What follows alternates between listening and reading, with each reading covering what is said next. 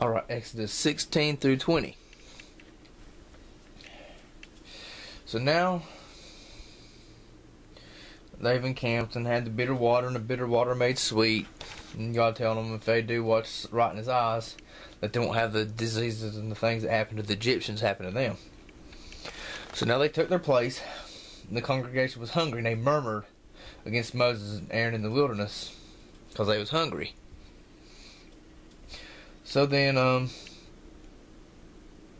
basically, they said, we'd rather died in the hand of the Lord in Egypt than to come out here and be hungry and not know what's going to happen to us and kill us from hunger.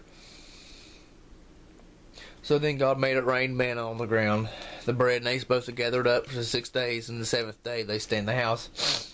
But some of them went out the 7th day trying to find some manna, but He didn't find none. And they told them, you're supposed to observe the Sabbath and not work or do anything on that day. They rest on the 7th day. So then, they complained about water. There was no water, and they chided with Moses and said, "Give us water that we may drink." And they answered, "Well, why do you chide with me? Wherefore do you tempt the Lord?" And the people thirsted for water. They murmured against Moses, and you brought us out to kill us with thirst. And he cried to the Lord and asked, "What should I do with these people? They're almost ready to stone me." So he went, and God told him to smite the rock, and the rock brought forth water. And then the children of Amalek came up and fought with Israel. And he took Joshua and said, "Choose out men and go fight with Amalek. And he'll stand up to the top of the hill with the rod of God in his hand." He raised it up, then Israel would overtake them. But when his hand went lower with the rod, the children of Amalek overtook Israel. So they defeated Amalek.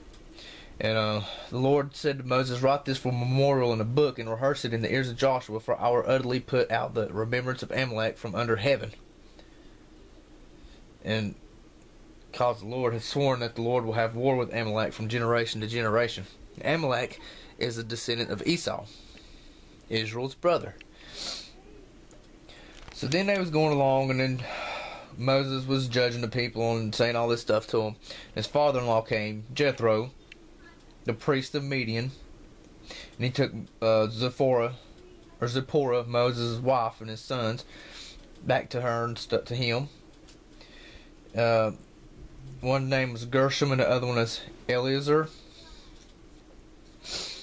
And he saw what God had done for Moses, and Moses was telling him, what all happened. And then that night, Moses had to sit and judge the people from morning till evening. All day long with all them people. And his father-in-law saw it and said, "What are you doing?" He said, "Set judges and rulers up before the people, divide them out and put one over a certain group and one over another group to take the load off of you, and they'll just come to you with the big issues." So it was good to Moses, so he did that. And then after all that, his father-in-law departed and went his way to his own land.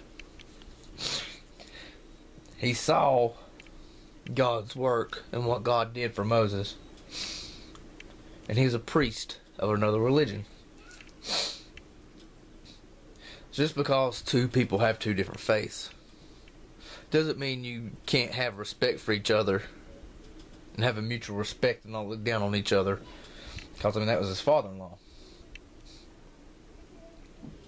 And one thing that did catch me too, I didn't say, but when God brought the Passover on Egypt, He did it to Pharaoh, the land of Egypt, and to their gods, to judge their gods. So there's gods do exist, spirits do exist. So then they went on out and camped before the mount.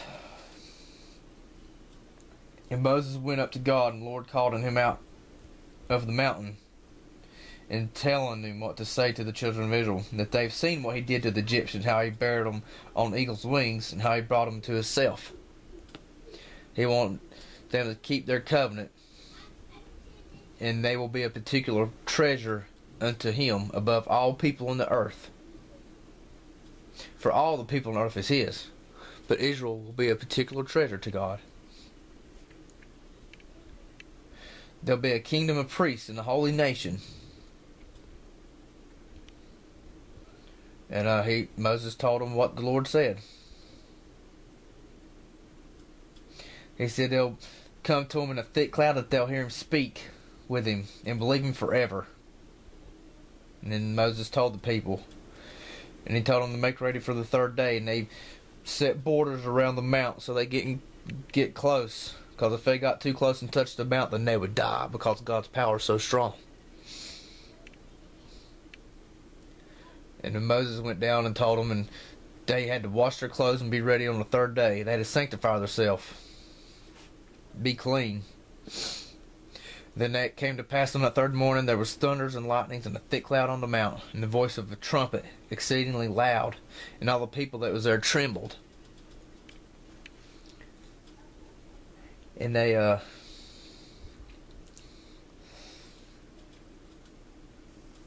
mount quaked greatly. And Moses spake, and God answered him by a voice. And Moses went up, and they told the people not to break through and glaze, lest they perish.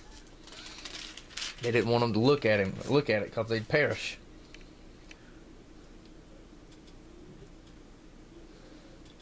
So then God talked to Moses, and he went down and was telling him what he said. Chapter 20, this is one just about everybody knows. It's 10 Commandments. He told him he brought him out of Egypt. And they shall have no gods before him, nor the graven images, or bow down thyself to them, or serve any images. For God is a jealous God, visiting the iniquity of the fathers upon the children, and to the third and fourth generations of them that hate me. You think about that. Something our ancestors could curse us today, or something we do could curse our great grandkids. It says not to take the Lord's name in vain. Remember the Sabbath. The seventh day is the day of rest.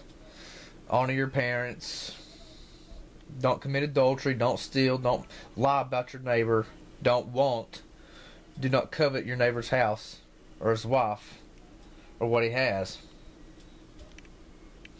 Basically, you see people doing better, don't want what they've got. Don't envy for it to try to knock them out to take what they've got. Now the people saw all this, and the thunderings and lightnings and the smoke and all that, and they stood afar off. They told Moses, you speak with us and we'll hear, but don't let God talk with us lest we die. They was scared.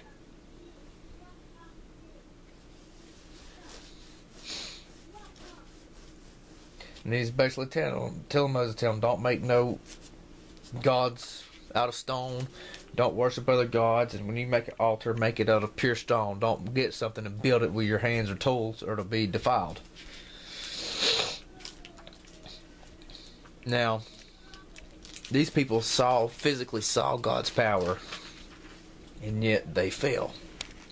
They would murmur. I mean, we're going to complain. We're human beings. I mean, blood runs through our veins. We're human. We're going to complain. We're not going to be content. That's just our nature. Since the fall of man, our nature is to do bad. And I say these people physically saw God. And a lot of people today, they're like, well, if I lived back then, I'd have been right there with them the whole time. I'd have endured everybody and all this. And that's a bunch of crap, because, like I said, they probably wouldn't even made it out of Egypt. They probably been dead just from the hard labor and died. Much less try to be like Moses. Because it says Moses was the meekest man. But yet, he was tired of leading these people. And them coming to him with their problems and stuff. He just complained, like, God, why'd you put me in this situation for? Why did you have to pick me out to deal with these people? They're stiff-necked people. Which we'll get into that later on.